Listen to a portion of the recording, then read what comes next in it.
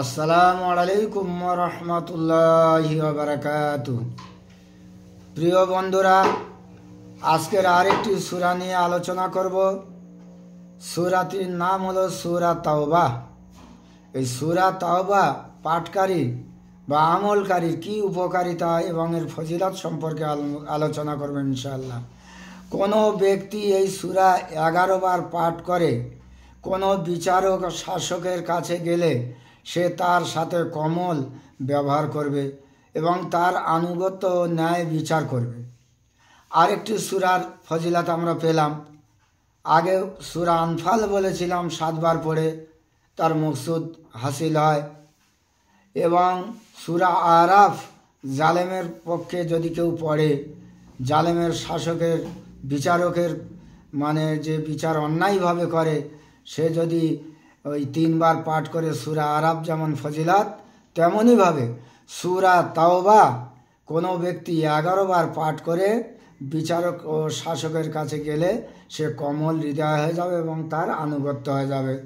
আল্লাহ পাক আমাদের আমল করার তৌফিক দান করুন।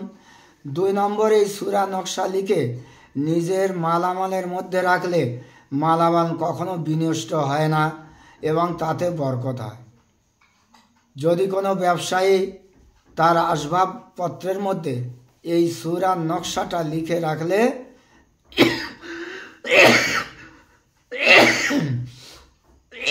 আল্লাহর রহমতে বরকত লাভ হবে এবং তার মালামাল কোনো ক্ষতি হবে না।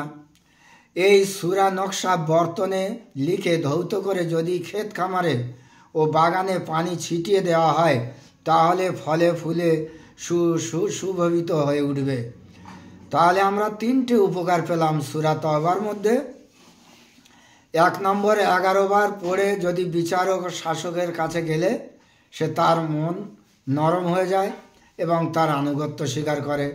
দ্বিতীয়ত, এই নকশা লিখে মালামালের মধ্যে দিলে মালামাল বিনষ্ট হয় না, ক্ষতি হয় না এবং বরকত লাভ করা যায়।